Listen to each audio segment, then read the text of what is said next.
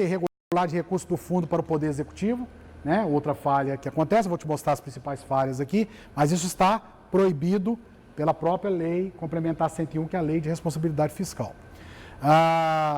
Aqui, né, as informações sobre a liquidação, ó, né, para você liquidar a despesa, tem que olhar o contrato, o empenho e os comprovantes de entrega, é o que acabamos de falar. Outro ponto que é importante para o conselheiro acompanhar, os pagamentos têm que respeitar uma ordem cronológica, porque isso está na lei de licitações, e com essa ordem cronológica, verificar o crescimento ou não do endividamento. Então, o que acontece? Você tem a Lei 8666, né, Estado de Direito, tem que respeitar a norma legal, ela obriga que o órgão respeite a ordem cronológica. O que é isso, Zanzoni? Eu tenho um fornecedor dessas cadeiras que eu contratei hoje, e ele me entregou as cadeiras, daqui a 10 dias ele me entrega as cadeiras. E aí eu liquido, mas não paguei. Recebi as cadeiras que ele me entregou daqui a 10 dias, eu recebi, liquidei e não paguei. Aí daqui a mais 30 dias eu faço uma nova licitação e compro mais 30 cadeiras. Ganha outro fornecedor. O outro fornecedor vai e me entrega, só que ele é meu parceiro da prefeitura. Aí eu vou, pago esse segundo e esse da primeira aqui está esperando até hoje. Já tem 2 meses. Aí eu paguei para um fornecedor de um mesmo tipo de serviço que me entregou depois. Eu paguei ele antes de respeitar aquele que está esperando na fila para receber o pagamento. Isso é o descumprimento do artigo 5º da 8666 com relação à ordem cronológica. O tribunal está pegando demais no pé dos gestores que não estão respeitando a ordem cronológica. Tá? Por quê? Porque isso gera um problema muito sério, que a administração vai deixando contas para trás e pagando só as que interessam, por algum motivo. Certo? E principalmente quando troca de gestão. Então, dívida do gestor anterior eu não pago, vou pagar as minhas. Quem fez foi ele, mas não é assim. Quem deve não é o gestor, quem deve é o município. O fornecedor, ele teve toda a despesa, ele pode até quebrar, como a gente já viu várias situações acontecer, da pessoa fazer, entregar e depois não receber e não ter condição, porque ela fez endividamento para poder fazer o serviço, depois ela não tem capital para continuar, dar continuidade às atividades dela, porque o município não pagou. Vi um caso desse não vou lembrar não, mas foi de uma empresa de autopeças, forneceu confiando no prefeito, no gestor da saúde, inclusive, coincidentemente, do FMS da saúde, eu lembro o nome, já tem muitos anos isso, porque a gente poderia falar até o nome do município, aqui em Goiás, e o gestor tinha o hábito de fazer as aquisições, tudo na base das amizades. Então o cara ia lá, pegava as peças para substituir peças das motos dos agentes de saúde, pneu, e foi pegando. E tudo na notinha, papel de pão. Pegou tanto, fulano pegou tanto, papelzinho. Houve uma denúncia. Controladoria da União ainda. Nessa época eu estava ainda na CGU. Aí nós fomos ao município, foi Morrinhos. Oi? Não, vou lembrar, foi Morrinhos. Aí chegamos no município, ele tinha feito isso com posto de combustível, esse gestor do Fundo Municipal, você imagina combustível para a saúde, que faz um monte de município grande, né, veículos abastecidos e tal, e por o pessoal da autopeça, da loja de autopeça. E aí quando chegou, nós chegamos e falamos assim, olha, aí vai cair aqui, ó. O que está empenhado? Porque o empenho é o documento que gera obrigação, o documento legal. Aí, o empenho era desse tamanhozinho, ele tinha vendido, ele tinha, no caso, comprado, né, sem respeitar isso aqui, e tinha um monte de papelzinho de notinha que os fornecedores entregavam esse tipo de material, esperando um dia que o gestor conseguisse o recurso para poder pagar, que ele prometia que estava trabalhando para ter orçamento para pagar. Era uma prática antiga, né, do cara ir vendendo durante o ano para receber mais para o final. O que aconteceu na prática? Quando veio a denúncia, foi feita a apuração, o gestor foi afastado. Quando se apurou dentro do órgão público, não tinha empenho, muito menos liquidação, porque era papelzinho, não era nota fiscal. Aí nós falamos para os fornecedores, vocês não têm, todos esses papelzinhos que você está mostrando para nós, e nada é a mesma coisa, isso não tem valor nenhum. Porque isso não há uma liquidação da despesa aqui, porque não tem nem empenho. Pelo amor de Deus. Eu vendi isso tudo, confiei no fulano, ele sempre me pagava depois e tal. Pois é, mas o senhor não respeitou também o que a norma legal fala. O senhor não vendeu dentro da norma legal. Então, o senhor não tem como a administração pagar isso. Nós não reconhecemos isso como documento de suporte para pagamento. Então, agora, na auditoria, não tem como trazer isso como dívida do Estado para você. Não tem como. E, eu vou matar aquele cara. Bom, aí já é você com ele, a gente está fora e não entra nesse detalhe, né? Aí é com vocês, entendeu? Sério, nós pegamos o dono do posto de gasolina, que era um português, pensa no homem bravo, que gritava revoltadinho, que o valor era muito alto. Era muitos litros de combustível, de vários tipos, porque o cara, na época, ele morreu, tá até mais fácil que acabou morrendo, o gestor da FMS. Ele usou como campanha, inclusive, para poder ser prefeito da cidade. Então ele abastecia trator para fazer serviço na zona rural, para ir ganhando voto. E tudo na base da notinha. Quando houve a intervenção do governo federal, só ficou o que era legal, que tem que estar aqui, ó. Se não tem isso, não existe suporte para a obrigação do Estado. E aí ele perdeu e o cara da loja de autopeça perdeu também. Tá? Bom, então nós olhamos muito isso. Vocês também, como conselheiros, olhem ordem cronológica também. Bom, trabalhamos com incentivo à transparência, né? O conselho tem que promover transparência para quem representa e dos atos da gestão que ele está acompanhando. Tá? Tudo isso, ou LRF, ou Constituição e tal. Respeito aos princípios da legalidade, o Conselho também vai verificar a legalidade dos atos, né? Nós temos a questão contábil, que os gastos com a saúde são apresentados no relatório resumido de execução orçamentária, mas isso aqui vai ser dito certamente na oficina específica de saúde, tá? Porque aí são documentos que o conselheiro vai usar. Ações de serviços públicos de saúde, ó. A Lei Complementar 141 traz essas ações que precisam ser feitas pelos gestores da saúde, ó, para você ver que tem uma legislação específica para essa área de atuação, que o conselheiro vai precisar aprender, ler, né? E assim vai indo com relação a isso. Agora vamos para uma lógica que vale para todos os conselhos. Vocês vão como vocês vão olhar a gestão? Vocês vão olhar a gestão pelo prisma da legalidade, ou seja, o que fez tem respaldo legal. E quando eu falo da legalidade, eu olho muito para isso aqui, ó. Despesas que são aceitas e despesas que não são aceitas para aquele tipo de fundo, para aquele tipo de área que eu estou agindo como conselheiro. Este ponto é chave para você. Você vai aprender com a oficina e com a legislação específica da sua área o que se aceita separado do que não se aceita.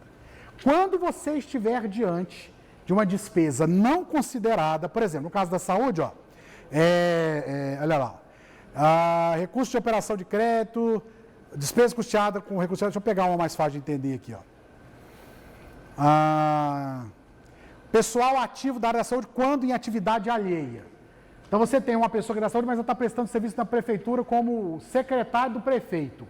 A despesa dessa pessoa não pode estar sendo paga com recurso da saúde. Por quê? Pela lógica que eu falei para vocês. Recurso da saúde é para gastar com área fim saúde.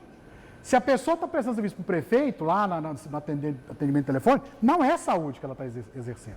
Então não pode, isso é uma despesa que estaria fora das despesas custeadas com recurso da saúde. São exemplos, tá? Assim como, por exemplo, assistência à saúde que não atenda ao princípio do acesso universal. Uma assistência à saúde que não é a todos, é pontual para atender uma pessoa. Isso não pode ser tratado com o recurso do fundo da saúde. Né? Saneamento básico não entra aqui. Está tudo na legislação, tá? Isso aqui é específico da área saúde. E a legislação deixa isso claro. Não há dúvida, não. É explicado. Não será considerado isso. Exemplo aqui, ó. Limpeza urbana não entra, né, nesse tipo de gasto. Né? Obras de infraestrutura, olha aqui, ó. Assessoria jurídica e contábil. Vou pegar recurso da saúde para pagar a contabilidade que tem que fazer prestação de conta. Não. Recurso da saúde é para saúde. Contabilidade é saúde. É para fazer saúde, né? Casa de apoio, dá muita dúvida, mas é para dar apoio. Mas é administrativo. É para o cara dormir e tomar banho para poder ser tratado. Não é o dinheiro promovendo a saúde direta. Pra vocês entenderem a lógica, tá? Então, estejam atentos com essa classificação. Gênero alimentício, estagiário, nada disso pode ser usado o recurso para fazer gastos desse tipo. Então, na sua área, você vai ter o rol do que pode e o que não pode gastar o dinheiro. Esse é um ponto que eu chamo a atenção dos senhores. Façam bem esse dever de casa. Olhem as despesas aceitas pela norma para a sua área e as que não podem ser aceitas. Você vai já dar uma contribuição imensa como conselheiro, se você der conta de fazer pelo menos essa atividade de olhar as despesas realizadas na sua pasta, tá? Despesa com transporte de paciente, isso aqui é tudo de saúde, também não pode, porque é transporte. Transporte com paciente não é, mas está promovendo a saúde no final. Depende, e aí, para evitar situações que, em tese, poderia aceitar ou não, o Ministério vai e bloqueia e fala que não aceita, tá? E aí a gente tem algumas observações aqui, também para FMS. Agora chegamos na prestação de contas, porque nós estamos por causa do nosso horário. Falei para vocês que no tribunal nós temos as normas IN 8, 9 e a 10 também. A 10 é eletrônica, tá? É da prestação eletrônica. Aqui a gente tem, que eu preciso falar disso, que já está terminando, nós temos nas INs como que o gestor tem que prestar conta, de todas as áreas. Educação, saúde, assistência social, todas as áreas, tá? Como que ele tem que prestar contas. E aí, no caso aqui que eu estou trazendo como exemplo da saúde, né, deverão encaminhar ao tribunal a prestação de contas de gestão na forma do balancete separadamente. O gestor da saúde, ele tem que apresentar o movimento contábil da execução orçamentária e financeira, que são os empenhos, as liquidações e os pagamentos. Aquilo que acabamos de ver, ele tem que mandar tudo que ele fizer de empenho, liquidação e pagamento, ele tem que mandar mensalmente para o tribunal. E aí serve para vocês, conselheiros. Vocês têm que ter acesso a essa informação se pedirem a contabilidade do município. Tá? Gostaria de ter a relação de todos os empenhos, de todas as liquidações ou de pagamentos do recurso do FMS. Então, ele é obrigado a te entregar isso. Se você tiver dificuldade de obter esse relatório, o tribunal te passa essa informação, porque eles mandam para o tribunal, obrigatoriamente. Se também tiver dificuldade, né, localmente, você pode recorrer até ao próprio Ministério Público, que solicita que o gestor, a prefeitura, disponibilize isso ao conselho. Tá? Porque o certo é a prefeitura disponibilizar isso tão logo você peça, para você saber onde está gastando o dinheiro. Tá? E, obviamente, a prestação de contas após 45 dias vai para o tribunal, fica lá à disposição de vocês. Agora, vamos para a parte mais importante do trabalho do conselho, quando faz a vinculação com o tribunal. A prestação de contas do FMS, nesse caso, que falando de FMS, será protocolada no TCM, vale para qualquer outra prestação de contas de gestão, tá? Já falamos 45 dias após o mês. E aí tem que ter, aí eu estou falando em especial a de dezembro, só de dezembro, que tem que ir o físico junto. A prestação de contas de dezembro, que ele teria então até 15 de fevereiro, que é 45 dias depois, ele vai apresentar o eletrônico e vai apresentar o físico. E no físico, ele tem que me entregar a certidão do Conselho Municipal, né, de cada mês do exercício, tá? Contendo nome e assinatura de todos os membros do Conselho, para trazer a importância do documento do Conselho na análise da prestação de contas do gestor. Isso está na norma. Se você quiser mostrar, de onde tirou isso? Está na norma do tribunal. Ele é obrigado, sob pena de multa, se ele não cumprir. 2. Cópia das atas das reuniões do Conselho. Aqui é o original, tá? O certidão tem que ser assinado de caneta. Pode ser cópia, não. Cópia das atas da reunião do Conselho em que as contas foram apreciadas, assinadas pelos membros. Então, todas as atas de reuniões de vocês, eles são obrigados a apresentar para nós. Então, quando não apresenta, é multa, tá? E outras sanções. 3. Cópia da lei que criou o Fundo Municipal de Saúde, ou o fundo lá que você estiver operando. Cópia da lei que criou o Conselho. Cópia do ato de nomeação do gestor do fundo, nesse caso, né? Que dependendo do seu vai ter também. Cópia do ato de nomeação dos membros, né? Que geralmente é o decreto do prefeito nomeando os membros do Conselho. Nós precisamos disso aqui por quê? Para saber quem está no controle da gestão dessa operação, dessa área aí, no caso da saúde. Assim vai ser para os demais. Isso tudo tem que ser apresentado em papel, tá? No balancete de dezembro, certo? Bom, qual é a importância do seu papel que o tribunal vai te dar apoio para que você alcance? Você pode fazer a construção coletiva do Plano Municipal de Saúde, porque nesse caso existe a figura do Plano Municipal, e também do Plano Anual, que, né, nesse exemplo tem. O Conselho precisa aprovar as prestações de contas. O Conselho tem que trabalhar para existir o orçamento participativo, onde vocês participam para discutir o orçamento. Tem que trabalhar nas ações de mobilização voltada à promoção da saúde e prevenção de doenças. Então, isso aqui é foco de Conselho de Saúde. Mobilizar para promover saúde e prevenção. Não tem as ações preventivas, profiláticas, para evitar doenças. Não, o município quase não tem política nesse sentido. Então, Conselho, trabalhe para gerar e aplicar recursos na prevenção de doenças, inclusive com apoio popular. Tem que agir na fiscalização e ainda tem que ser ouvidor. Ou seja, o Conselho, né, ele recebe, ele ouve os clamores da população para poder promover. E isso que está aqui, gente, está numa resolução do Conselho de Saúde. Tá? É uma outra norma que está na operação da área da saúde. Então, não é só o incentivo a fazer, não. Isso está numa resolução. Tá? Bom, exemplos de fiscalização desse fundo. Verificar se os recursos estão sendo repassados pelos todos os níveis de governo, né? Porque a saúde você tem recurso federal, estadual e municipal. Acompanhar a aplicação dos recursos, então, a gente já falou que vocês acompanham a aplicação.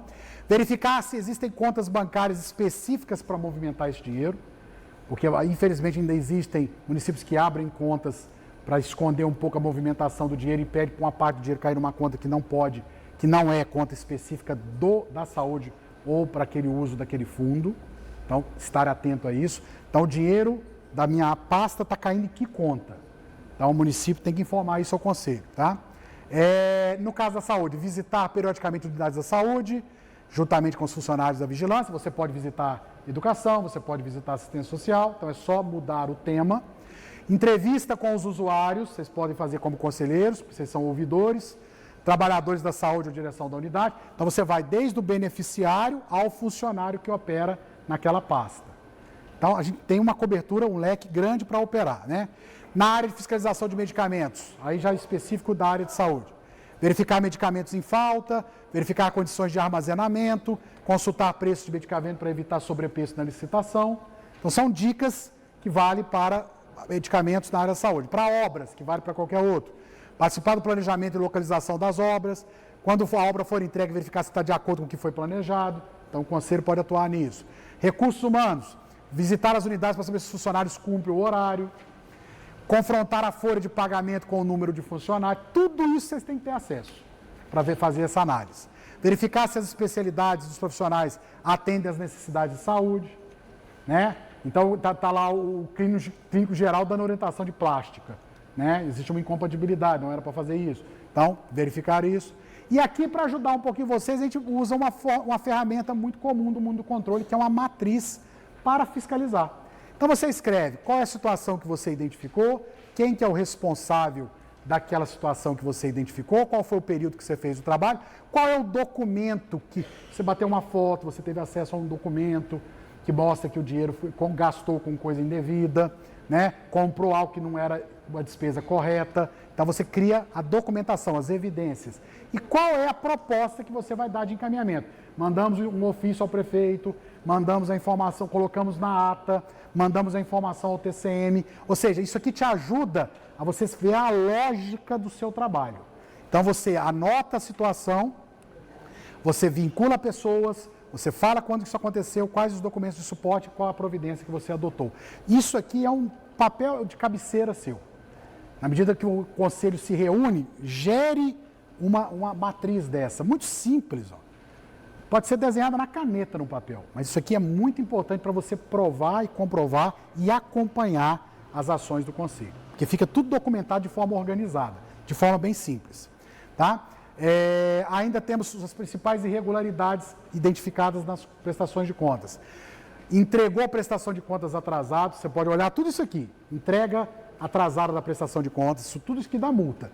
Extratos bancários que não comprovam o dinheiro disponível no dia 31 de dezembro. Valores retidos como depósitos e tal, que não foram feitos pagamentos que estão retidos, que às vezes tem alguma situação na contabilidade. E isso é mostrado na informação da contabilidade. Aí você tem que saber por que não está retido, não foi pago. Então, está devendo, não pagou, segurou o dinheiro, fez uma consignação, né? Reteve para pagar e não passou, repassou a quem de direito. Então, acompanhar isso. Descumprimento da ordem cronológica, já falamos. Contribuição previdenciária patronal, paga pelo regime próprio, não obedece à legislação. Então, olhem a questão previdenciária da sua pasta, né? Porque isso vai dar problema no futuro. Despesas desvinculadas das finalidades, então, despesas não aceitas, que estão desvinculadas do fim da saúde. Transferência de recursos para o Poder Executivo, tira dinheiro da saúde, do Fundo da Saúde, e manda para pagar a conta do Executivo. Isso aqui é um erro muito comum também. Vocês estão diante de um monte de problema que a gente verifica lá na prestação de contas. E, obviamente, responsabiliza o gestor. Tá? E quais são as consequências quando a gente identifica problemas desse porte? Bom, nós imputamos débito, ou seja, temos que fazer ele ressarcir o dano ao erário. Gestor, você tem que devolver 50 mil reais porque você gastou errado. Então, é ressarcimento. E a outra sanção não é imputação, se você quiser tirar essa palavra, está errado, eu falei, é aplicação de multa. Não gostamos desse termo para multa. Multa é aplicada. Débito que é imputado. Então, a aplicação de multa de até 10 mil reais por até, tá? Não é todo que é 10 mil reais. Mas 10 mil reais por erro aplicado ao gestor. Então, o tribunal pode julgar, pode fazer a aplicação da multa. Tá? E se ele tirar do bolso dele? O certo é ele tirar porque o erro foi dele. Tá? Não. Essa a multa é aplicada ao CPF dele. É o débito. E o débito também, mas o dinheiro do débito volta para o cofre do município. A multa, o Tribunal de Contas tem um fundo para reaparelhar o tribunal usando das multas. Tá? A destinação do dinheiro que é diferente. Tá? Mas todos, quem tem a obrigação de fazer o pagamento é o CPF que está imputado. Tá? O julgamento, qual é agora para você ver o tamanho do risco que ele corre, gestor, que vocês podem ajudar a gente a acompanhar. Ele pode ficar inelegível, porque se julgar as contas irregulares, ele fica inelegível até por 8 anos. Ele pode responder por crime de responsabilidade. Ele pode ter os bens arrestados para poder devolver o dinheiro que ele precisa devolver pelo débito. Pode responder uma ação de improbidade administrativa, né? Tá? Pode responder por crime contra as finanças públicas, crime de apropriação indébita, quando ele tira o dinheiro, por exemplo, do servidor, tira da folha para pagar a previdência do servidor e não recolhe para a previdência. Então, isso é uma apropriação indébita, é crime. Então, eu tirei do seu contra-cheque para pagar a sua previdência, mas não repassei para a previdência. Usei para outras coisas que estava precisando. Então, crime para o gestor, tá? Crime contra o Estatuto de Licitações e Contratos, se ele descumprir a norma legal da licitação e contrato. Então, vocês estão vendo o nível de responsabilização que podemos imputar aos gestores da pasta. E isso vale para qualquer pasta, tá? Não é só saúde, não. Avisos importantes. Aí são dicas, né? Dicas, finalmente. Pessoal, construa uma rede de contatos com outros conselhos e conselheiros. Criem grupos de WhatsApp, que hoje está ajudando demais a disseminar a informação. Então vai ter reunião do conselho, cria o grupo do conselho. Né? O WhatsApp, a gente tem um grupo para tanta coisa. Esse aqui pode ser feito também por um conselho, chama a reunião. Quer publicar alguma informação útil, informação com segurança, publique no grupo. Use o grupo para assuntos de trabalho. Não vamos começar a postar propaganda como é que chama aí? Da Medicare, sei lá os nomes dos negócios que vocês gostam. Avon, eu sou meio antigo, meus exemplos. Avon, né? Medicare, isso tem. Não sei esse negócio não. Qual que é a que está na moda hoje? Não é mais Avon não. Medicare? Tapoé é bom. Esse aí eu uso lá em casa, esse é bom. Né? Esse aí pode ser para publicar. Não, brincadeira. não, mas o pessoal tem essa mania, gente. Grupo de trabalho é para trabalho. Senão, sabe o que acontece? As pessoas vão saindo do grupo. E aí você perde a essência. Você precisa falar que as pessoas não conseguem. Por quê? Porque começaram a desvirtuar a intenção do grupo. Tá? Então evite futebol, né, venda, religião, piada, tá? E criticidade do que você vai postar. É uma denúncia que eu recebi. Bom, coloque com cautela, que precisa ser apurado, tem que levantar e tal, tá? Mas usem esse mecanismo que é muito útil, principalmente para promover agendamento das reuniões e tal. Dicas úteis ainda, desenvolver habilidade de negociação do tempo.